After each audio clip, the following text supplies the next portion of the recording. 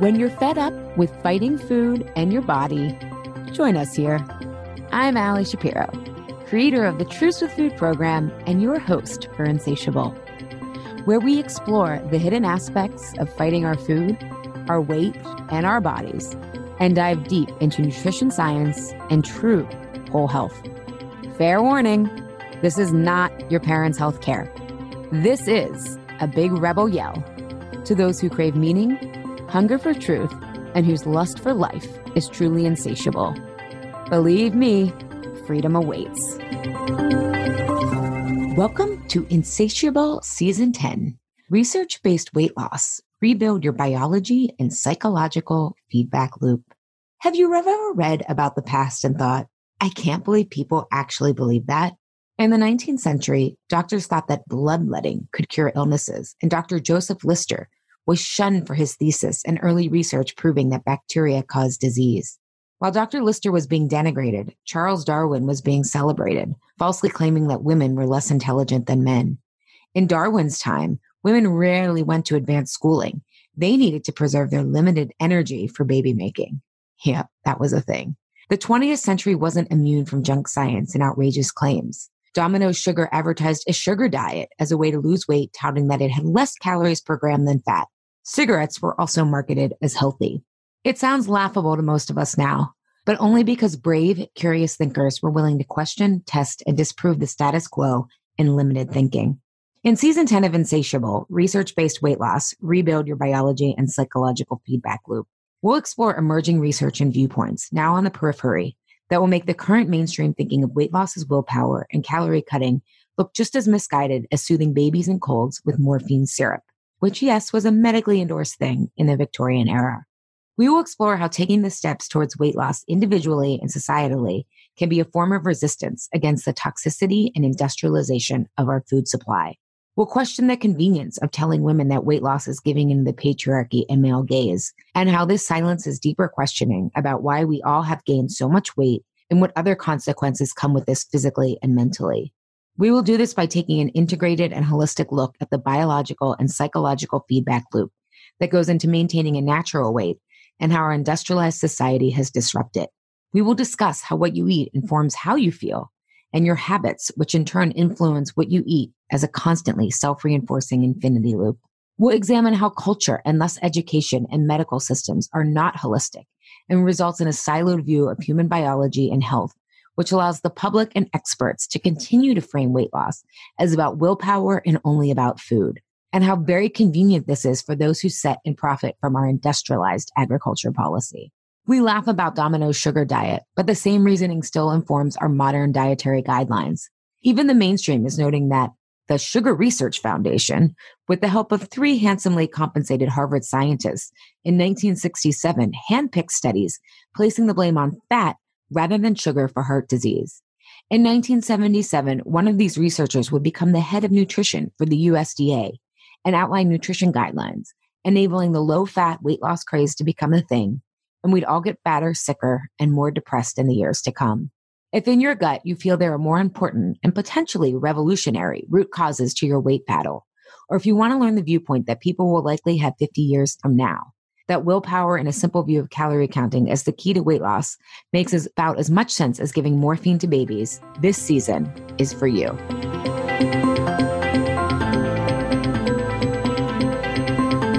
Welcome, everybody, to Season 10, Episode 4, Food Freedom Number 3, Redefine Self-Acceptance.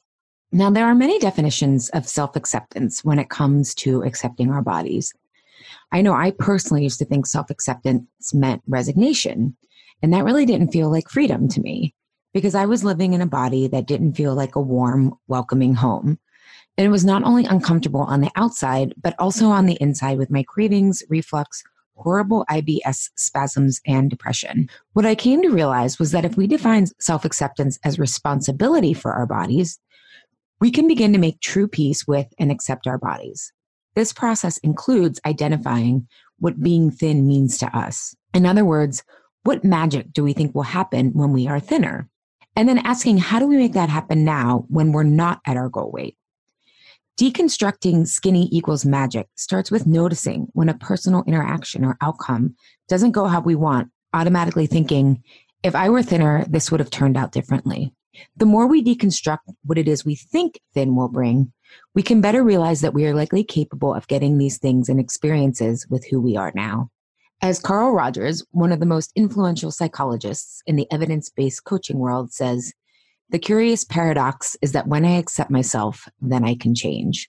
When we can operate from an I am capable orientation, we take responsibility not just for our wider goals, but also for our food choices. With this, we are able to view habits like I reward myself with food or I can't eat just one cookie as symptoms, not as destiny or a definition of who we are. The further we lead our lives into this orientation, the more our food choices are a tool to support our life of rebellious adventure, not an end means to weight loss. But this doesn't happen overnight. And let me be clear, you don't have to believe this totally. You just have to take the first couple of steps to be open to this. Because I know I just couldn't believe this when I first started out. So how do we get there? And this requires unlearning that we lack choice in our health and who we are. Both of these assumptions allow our story to control us. Our stories that make us see ourselves in a fixed, defined way prevent us from knowing the full range of our own abilities, resilience, and creativity. This blind spot makes many of us project that power onto weight loss with the viewpoint that this is the only way to achieve transformation. Our stories are destined to protect us and often to minimize risk, which atrophies our abilities, resilience, and self-trust. Yet by reorienting to an I am capable, we can stop the patterns and protective mechanisms often birthed from trauma, to rebuild new patterns that allow us to turn our pain from trauma into post-traumatic growth. This is what ultimately unlocks the freedom and ease we believe weight loss promises but fails to deliver, which is why we always think we have another 10 pounds to go, even if we arrive at our goal weight. For today's episode, we will look at how to redefine self-acceptance for our food choices using the 4 stages of competency theory to master self-acceptance for our goals and food choices. This will allow us to embody the full range of our true abilities and capabilities, and this whole season can support you with this mastery as well. We'll talk about how to take responsibility for our food allergies, which can severely block our intuitive eating abilities and can enable us to become intuitive eaters and powerful leaders in our lives, and how to not feel deprived with food allergies or life for more eating consistency. Taking responsibility for our health with our food choices to become what I'll refer to as an empowered intuitive eater, which is different than regular intuitive eating, and I hope to illustrate that in today's episode. So to become an empowered intuitive eater is a skill that can be learned. To understand how we truly master skills, I'm going to use competency theory.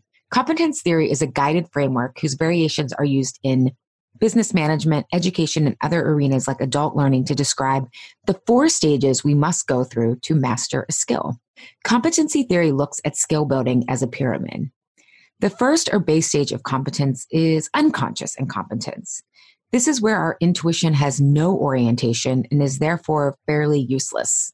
I think of this as you don't know what you don't know, or we don't value what we don't know. I think of this as people who pride themselves on being junkie eaters and say, well, we're all going to die one day anyways. Well, true, but there's a lot about quality questions in there, right? Not just length. It usually takes a health scare or seeing someone else's success for people at this stage to want to move to a stage where they value nutrition. The second or next stage is conscious incompetence. This is where we can think our intuition is good, but it's actually poor or we can't hear it. Here we value the skill set using nutrition for our goals, or we value the end goal, yet we have a wrong analysis of success. This may be someone who is concerned with nutrition, but only values food in terms of weight loss and calories and can't understand why they can't execute or fall off track.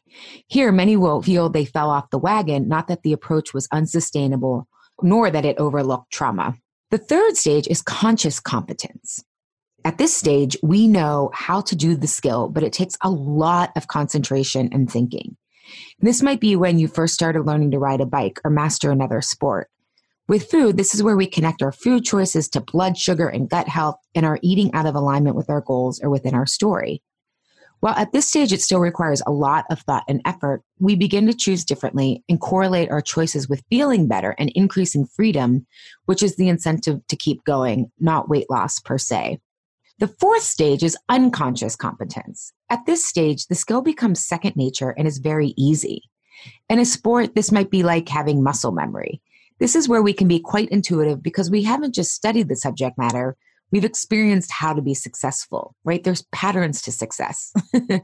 If we think of food choices, this is where we are consistent enough with our food to have really amazing leaps in our health and have released the old story we had that made us fall off track and are embodying a new one more aligned with the true range of our capabilities. Becoming an empowered intuitive eater by learning our body and owning our story are skills that we can learn. We do this by learning what foods work best for us and then how to be consistent with those by owning the story that makes us fall off track with our food so it doesn't make us feel out of control in our lives or with food.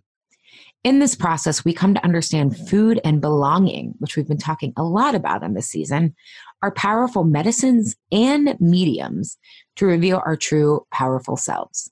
The four stages of competence are how we arrive at accurate intuition, which requires self-awareness. Intuition, both intuitive eating and being who we are, or our authentic true self, which is more how we refer to it in today's zeitgeist, is based on recognizing our psychological and physiological patterns.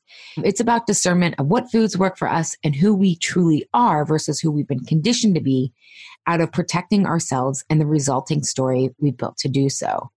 If I was going to bottom line this, as we would say in the corporate world, becoming an empowered, intuitive eater requires not allowing processed foods in your story to gaslight your intuition. We make our best gut reactions or intuitive choices when we have experience and expertise in a particular matter, right? Expertise requires success.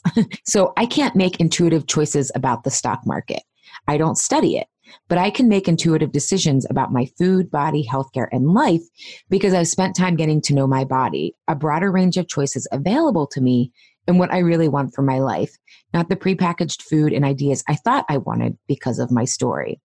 So this is an overall progression of empowered intuitive eating.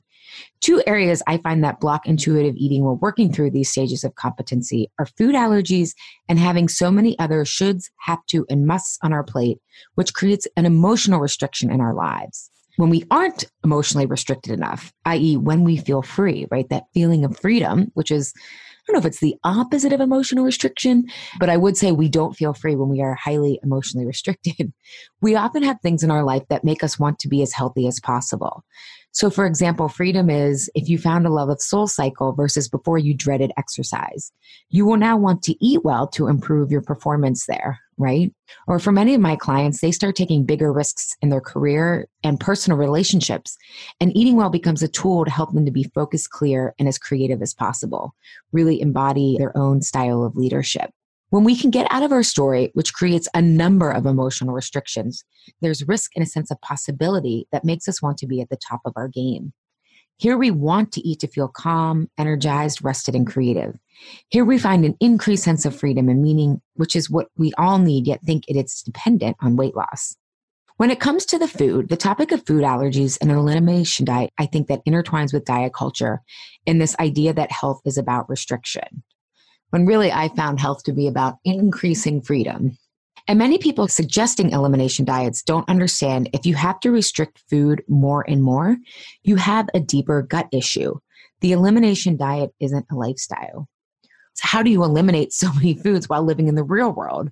With a job, kids, no personal chef, while struggling with battling food is something that has to be incorporated into accepting food allergies and sensitivities. Now, I did an entire podcast about the pros and cons of the elimination diet with my friend and clinical nutritionist, Jen Fugo, and I will link to that episode in the show notes here. And again, you can access all the show notes, alishapiro.com/podcast, and we have a really easy navigation system for accessing links and also transcripts. The big takeaway from her episode was that we talked about the difference between allergies and sensitivities and even intolerances. Her main message was if you have to keep eliminating more and more foods, you're most likely not addressing the underlying gut issue root causes. This is a really important point because more and more research is showing how a diverse diet is key to a healthy gut microbiome. There was a fascinating article in the Wall Street Journal yesterday, or lately, I should say, it wasn't yesterday, it was last month. And I'll link this article in the show notes as well, because I think it's worth reading. And it was highlighting a major study done by Dr. Jennifer Wargo at the University of Texas MD Anderson Cancer Center. And she published this paper in Science last year, and it was related to melanoma patients. And what they found was those patients who had healthier microbiomes responded better to immunotherapy, which is one of the most current approaches to treating cancer. And they found that the healthiest gut microbiomes was that with the greatest diversity of microorganisms, meaning bacteria, right? In part. There's also fungi. There's a whole lot, but let's just stick with bacteria for right now.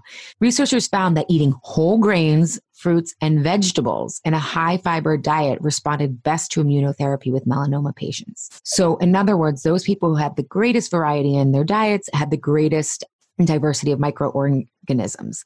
And this is another huge problem with our industrialized food system. Because of food subsidies and monoculture farms that, quote, scale, right? That's such a corporate term. We are mostly only eating soy, corn, wheat, and sugar. There isn't a lot of cultivation of all the types of vegetables and fruits there used to be, or even different kinds of grains, right?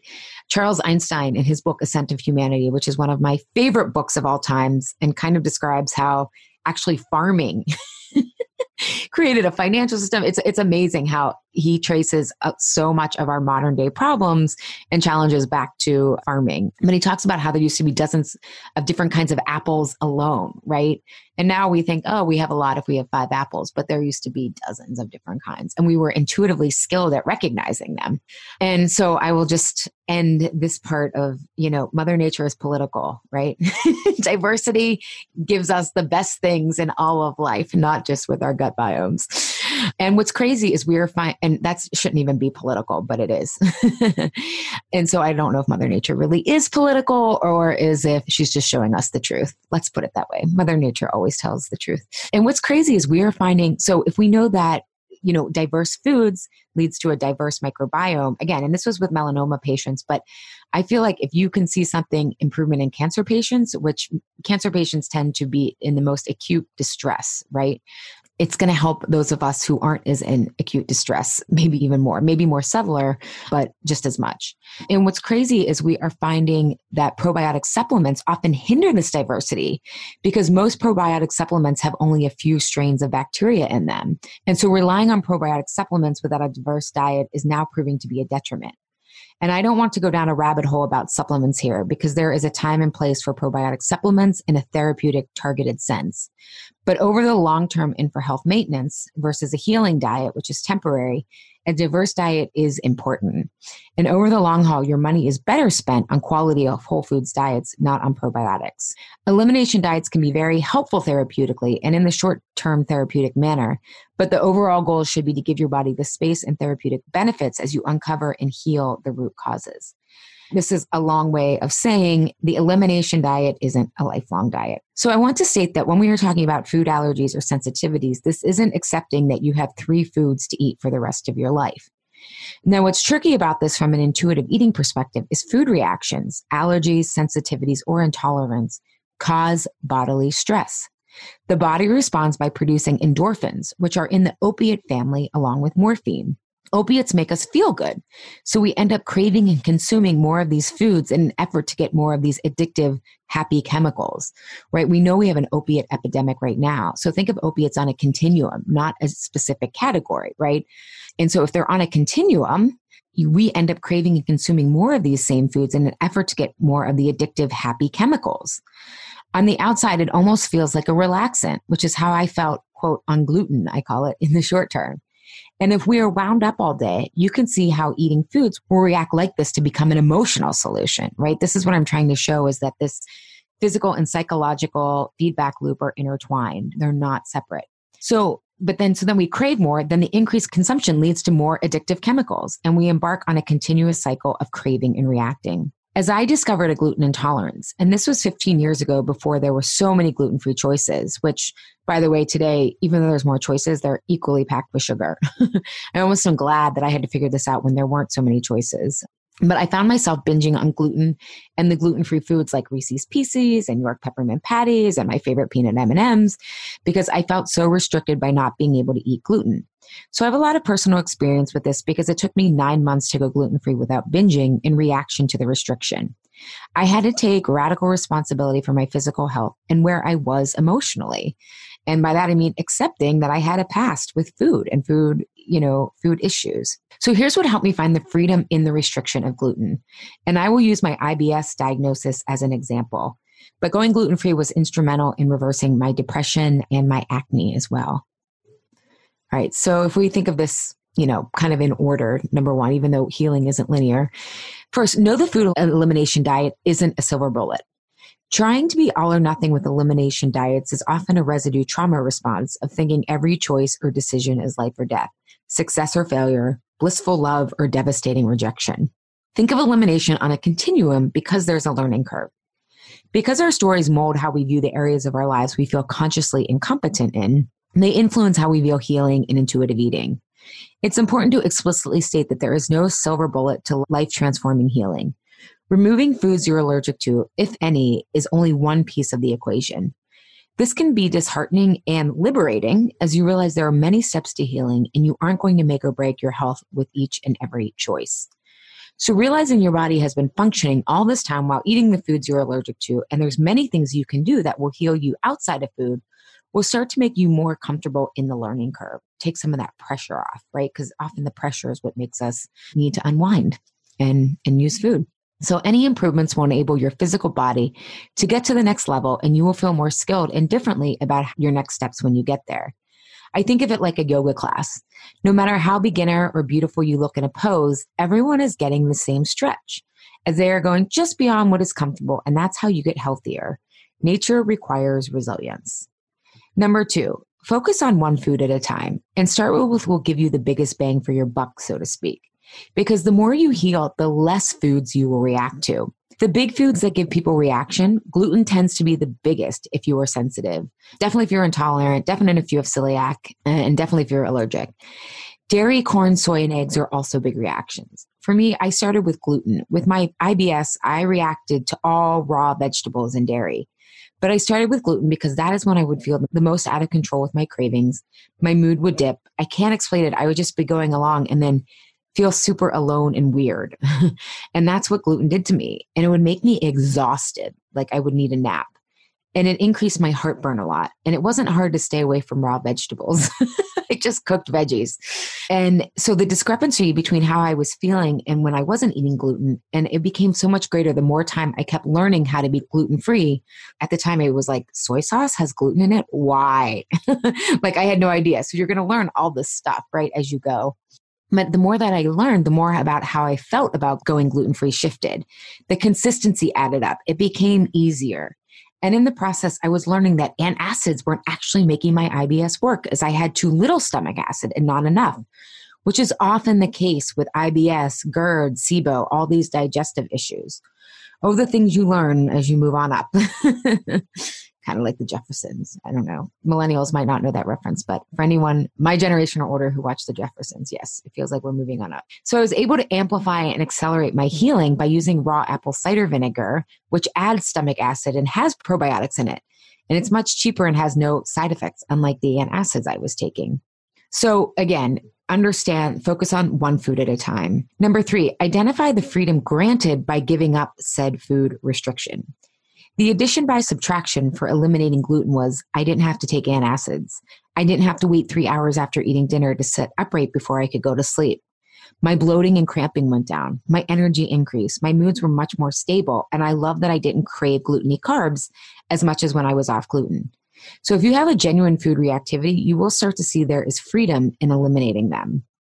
Number 4, focus on what you need to add in. And again, you may want to start with this.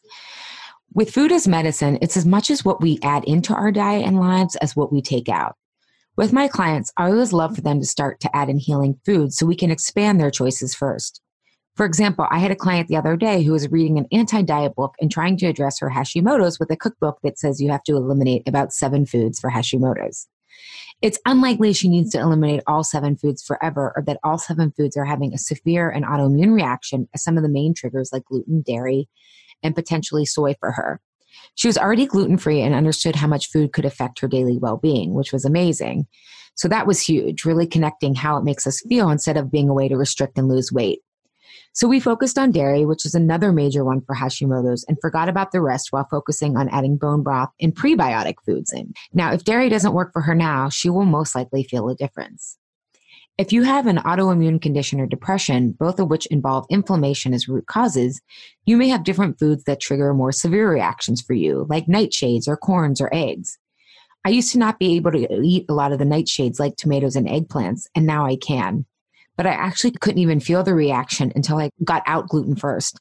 As we get healthier, we get more intuitive based on our biofeedback loop versus having to follow the steps or exact protocols of others.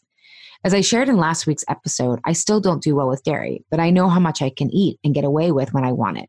But I couldn't do that with gluten. And frankly, with all the information about glyphosate and gluten, I would feel safer off gluten even if I didn't have a genuine food reactivity. When I was first discovering I was gluten intolerant, there was this collective argument that there was no research to prove gluten intolerance was a thing. And anti-diet books will often cite lack of research connecting food to health issues as why restricting certain foods is about diet culture and not health. However, lack of evidence doesn't mean there is none. This is the challenge with natural medicine, and I consider food in that category. There is some Western scientific evidence, and there's no money in truly natural cures that get at the root issue. And I'm not talking about the supplement industry. We did a whole episode on that in Insatiable by the author of Vitamania. So if you're interested in that, again, go to alishapiro.com/podcast and Google Vitamania. You'll find that episode pretty fascinating. But even with a lack of dedicated funding, we are learning how glyphosate, otherwise known as Roundup, and sprayed heavily on wheat affects cells in our bodies. I have a few clients who can eat the wheat in Europe with no problem, but American wheat gives them stomach cramps. It could be the hybridization of American wheat, which used to have 14 chromosomes, but now has 43. As Dr. William Davis cites in his book, Wheat Belly, it could also be glyphosate, which is toxic to the human body. What I'll also link in the show notes here is an amazing episode with Dr. Zach Bush on Goop, Gwyneth Paltrow's podcast. And I know some of my friends were like, you like Goop? I don't know. They offer some really good stuff on there. Not everything, obviously, but again, discernment is key here. But that interview was one of my favorite podcast episodes I've ever heard because he can really give you the biology of glyphosate and the metaphor and what we're doing to ourselves with our food supply and how we live our lives. So it's totally like physiological connection. So check that episode out if you really want to get into the details of glyphosate. So I'm personally not going to wait around for enough evidence to mount to tell me what my body is telling me today. I've had enough experience to trust my body and hold that science is a process, not a destination. And so what we believe today will be radically different than what we believe in 10 or even 30 years. So in summary, food reactions can interfere with our intuitive eating abilities. Understanding why we crave them and how genuine food restrictions can create more health freedom in life, ease, and simplicity is essential. Okay, so now we're going to take a break to hear from our sponsor, and then we'll be back with how to not feel deprived with food allergies and life for more consistency. Do you want to get to the root cause of why you fight food and struggle with your weight? Do you want to figure out what foods work best for you and rewrite the story that causes you to fall off track with your eating? Do you want to feel in control of food with more freedom and fewer rules? If so, my annual flagship Truce with Food program is tailor-made for you. In this boutique, small group experience, you have the best of both worlds. My individualized attention and the accelerated learning curve that comes from growing and learning with others. So you can put yourself on a track to a sustainable, healthy weight for you. To learn more, including hearing client stories and why they consider this program life-saving and life-changing, visit alishapiro.com/truce with food. And for our 2020 group, use the coupon code EARLYBIRD to save $500 if you register by Monday, February 17th.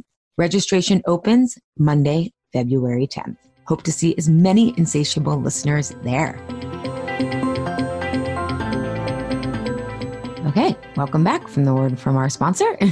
Now moving on to how our story creates a sense of restriction that can make being consistent with food allergy restrictions feel too hard, so we aren't consistent enough to get the results that are possible from personal responsibility for our food choices. This is also important for consistency's sake, and also there's an emotional component equal to the food changes.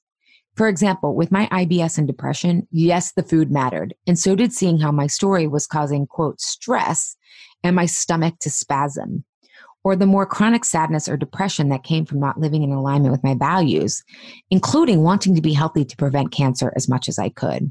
Often the sense of restriction that comes from eating a certain way comes from the lack of ease when eating out, feeling isolated and alone because you have a certain food restriction or diagnosis, or because you are trying natural methods, or feeling like you have to explain yourself about what will people think if I'm trying this now, and the subtext is that I might eventually fail at, or because of how foods we are allergic to react in our body, we often turn to the foods we are allergic to when in our story. Didn't I tell you this was the Matrix? All of these concerns come back to our story, which is the good news. When we are consciously incompetent at our healing path, we aren't aware of how our story makes us especially turn to foods we are allergic to, or how food allergies can make us feel more connected and at ease with others, not less, or how important emotional health is to healing. Our overall sense of restriction when we feel like eating for our health feels like a drag is a symptom of feeling restricted emotionally in our life and by our story. We might be able to identify only the food restriction, but over time, if the food elimination isn't getting easier, it's because there's not enough risk or sense possibility that is blocked by our story. And so why bother if there's nowhere all this health is useful? Every day, this translates to more shoulds, have tos than wants.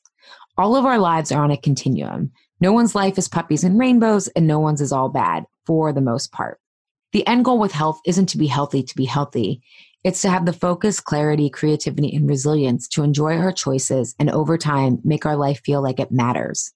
Health is the vehicle to where we want to travel to. Whether it's training to walk the Camino in Spain for your 40th birthday or nailing a big presentation in the morning, having some risk enhances your life and provides motivation for health goals. But it's hard to have healthy risk in our lives when we are minimizing risk all the time because of our stories, right? We don't know how to navigate risk, which again is a skill set. When we are in our stories, we aren't as clear as we need to be on how we are unconsciously creating emotional restriction in our life. We are often at the unconscious incompetent stage because these patterns and choices has been going on for so long that they feel like normal. Dr. Antonio Damasio, a pioneering neuroscientist who is reuniting the body and brain's influence on us and has a book that I read called Descartes' Error, talks about these feelings as background feelings that are chronic and influence us more than the acute feelings of passing stress. These chronic patterns or ways of being result in a general assumption that I am wrong and thus a defensive position. So we try to fix things or avoid conversations, including about our food allergies altogether. Because what will it look like if I can't win, or what's the point? This is the exact protection dialogue we often hear in our heads. This shows up as being afraid of opening emails because of assumed criticism, having the same fight with your partner, or unconsciously assuming you have to be perfect at eliminating gluten or dairy instead of on a learning curve. This is where we use the quote in Truth with Food with Gloria Steinem and Erin Brockovich made famous. The truth will set you free, but first it will piss you off. We create a self-fulfilling prophecy of emotional deprivation in our stories, often from lack of choice. It's not so much about eliminating behaviors as it is about adding in new behaviors. These patterns and behaviors didn't start off as emotional deprivation. They started out as self-protection to preserve emotional belonging. But over time, we stopped being able to accurately discern when we needed protection and when we didn't. Our stories and patterns got built up, cutting us off more and more from intuitively knowing where and how we wanted to belong, i.e. be in the type of relationship we want to be in, work in the spaces we know we are capable of working in, etc. Because we think all of that happens when we're thin, and we're leaving that behind if we give up traditional weight loss or only focus on that.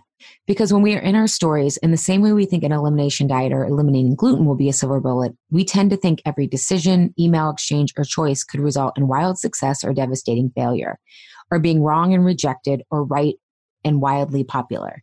Neither extreme is likely to happen, and so regardless of what the outcome is, we can feel we failed, are behind, or what's the point? We think there is an answer versus pieces of the puzzle we need to learn. This cuts us off from belonging or intimacy with ourselves first, and then the others we most need to heal, and will make daily and long-term healing with its fulfillment. When you are trying to use food as medicine or do anything hard and outside of your comfort zone, you need a community to belong to, even if it's a community of rebels.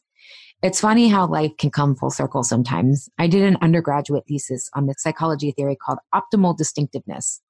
It said as human beings, we have a desire to be part of a group and unique. And various factors influence how much sameness versus uniqueness we each need.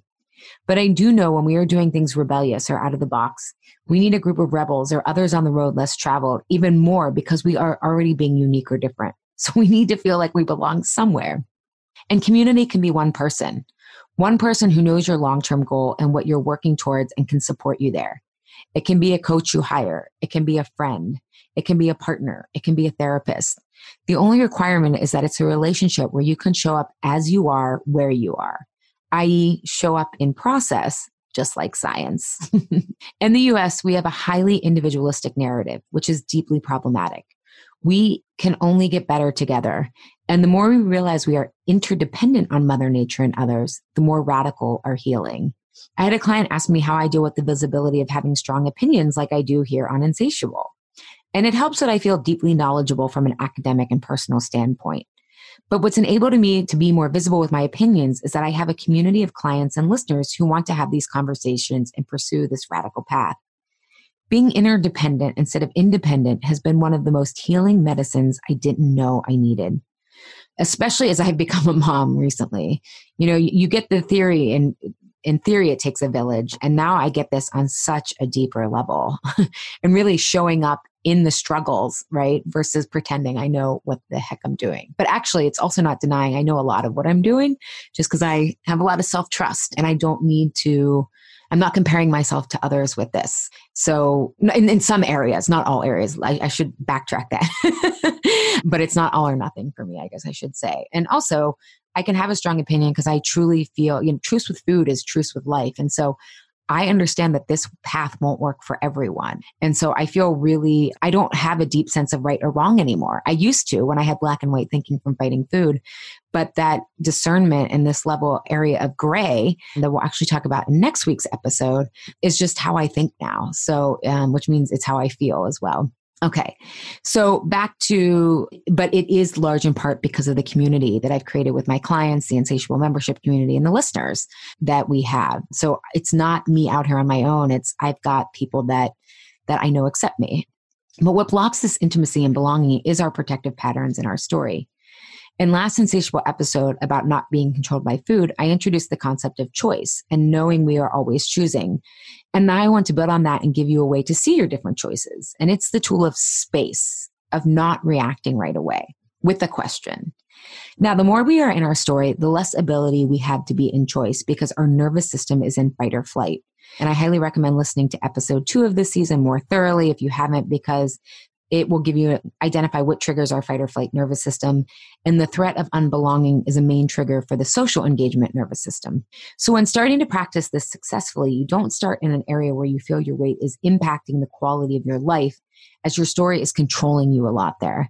I suggest picking an area where you feel relatively confident and you experience stress.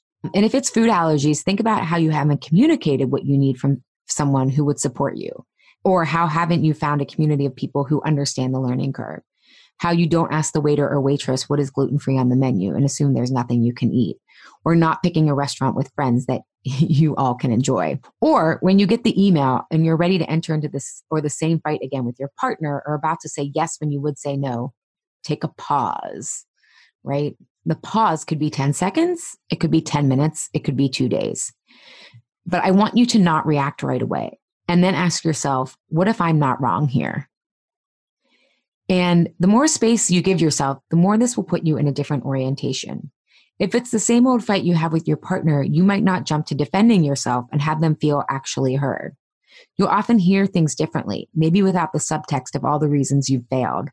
Or if you're afraid to open an email or start on a project, you can remind yourself not only are you not wrong, you're capable, and getting started gives you the information you need to have a successful outcome. Or I'm even shocked at how I still thought I read something I didn't because I assumed a conflict where there was none. Right now, my big stress or conflict is having enough time for work. ESSA and work are my main priorities. And obviously, I have less time than I did 3 months ago. And just the other day, I checked my email before bed, and my VA, my virtual assistant, had sent me an email, and I misread what she wrote because I had assumed I had forgotten to do a social media component to promoting this podcast. I assume because I have a story that I don't have enough time right now. And that's a small example of how I'm looking for data to confirm my story. And we all do this. I didn't react right away to do what I thought I had forgotten. And I relooked at the email in the morning and she actually sent me what I thought I had forgotten to do. I was more stressed than I needed to be because I kept thinking, I hope I can fit it all in and on time. By not reacting right away, we can see the situation more clearly, and it often gives our intuition, not our defensive reactions, about how to respond in time and space to come through. And it allows our nervous system to unwind a bit so we can better shift into the fullness of not being right or wrong, but rather being who we are and in alignment with that. Because our protective patterns can often feel like gut feelings of what we need, but aren't our intuition at all. So in summary, from a story perspective, we feel emotionally deprived because we are often in a defensive position. We have more have-tos, shoulds, and musts on our list than here's how or what I want to do, which creates daily and lifelong emotional deprivation. Healthy eating becomes one of too many to-dos, and we don't have the sense of risk and possibility that makes health a vehicle to more emotional fulfillment and meaning. Next time you feel that I shouldn't, I should, I have to, try not reacting right away. Give yourself some space and time for your intuition, not your defensive protection, to come through. And if you start to think, if I was thinner, this outcome would be different. Recognize even that. But now that you know in theory a defensive posture leads to emotional deprivation, you can become consciously incompetent or consciously competent, depending on where you are in your journey and how to choose differently and more in alignment with what you want. Okay, so our conclusion. Self-acceptance can mean taking responsibility for your food choices, which leads to radical awareness of how powerful, resilient, and creative you and your body are. Food allergies, sensitivities, and intolerances interfere with our intuitive eating ability by making us crave what we are allergic to. Restricting these foods can lead to more health freedom when you understand food allergies aren't a silver bullet, and that it's as much about adding in new foods and finding others who can support you on your learning curve than taking things away. It's finding more belonging, not less. We need to make choices in our lives that are risky and create a sense of possibility, so our health is a vehicle to more fulfillment, not the same emotional restriction our story creates. We start with adding in more I want tos by not reacting in our stories right away, recognizing we aren't wrong, and then allow our intuitive ideas and questions and answers to come through. All right, enjoy experimenting with that. And I will be back next week with ending the restrict binge cycle, which if you are following along chronologically, I accidentally said that would be this week, but it's going to be next week. So tune in. Thanks for listening. Thank you, Health Rebels, for tuning in today. Have a reaction, question, or want the transcript from today's episode? Find me at alishapiro.com. I'd love if you leave a review on Apple Podcast and tell your friends and family about Insatiable. It helps us grow our community and share a new way of approaching health and our bodies. Thanks for engaging in a different kind of conversation. And remember, always, your body truths are unique, profound, real, and liberating.